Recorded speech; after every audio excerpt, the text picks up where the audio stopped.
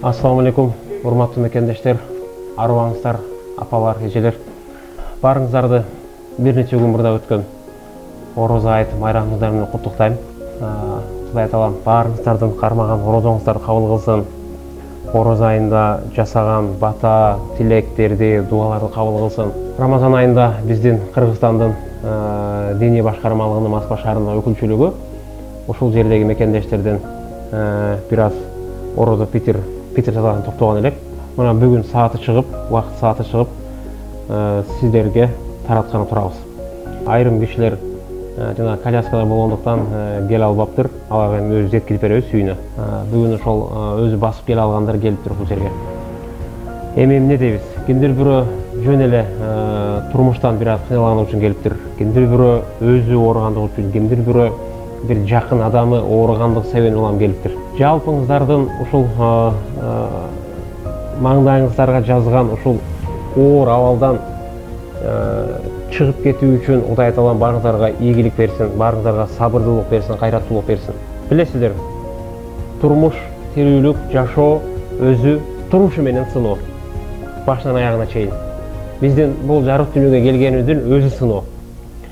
Эми бул сиздердин башыңыздарга келип аткан оорчулуктар, оорулар, кыйынчылыктар бул да Кудай тааланын сыноосу. Пайгамбарыбыз алейхиссалам бул айтат да, мусулман кишинин, момун кишинин абалы аябай таң калыштуу, суктанаарлык дейт.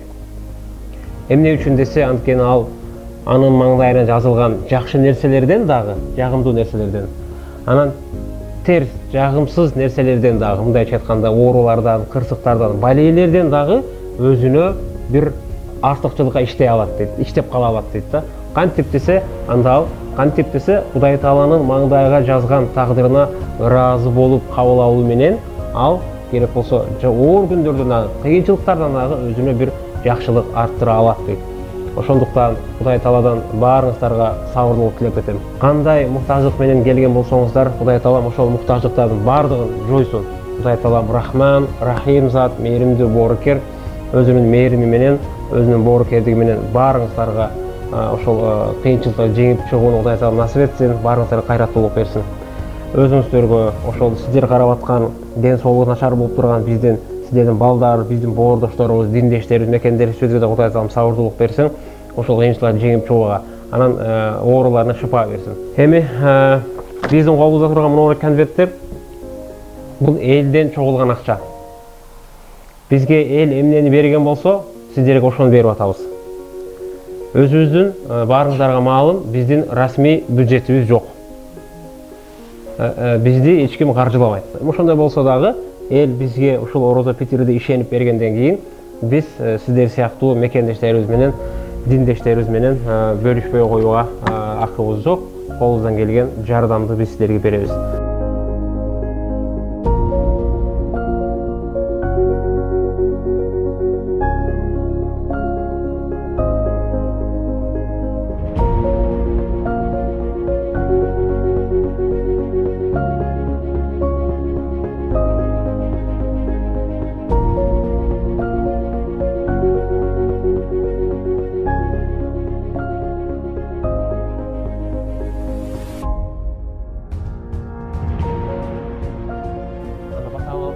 Bismillahirrahmanirrahim. Wal 'asr innal insana lafi khusr illa allazina amanu wa 'amilus solihati wa tawasaw bil haqqi wa tawasaw bis sabr. Жараткан Кудай таалам жалпы элибизге, журтубузга бекем ден соолук, ынтымак, ырашкерлик, ыйман, ынсап беригөр.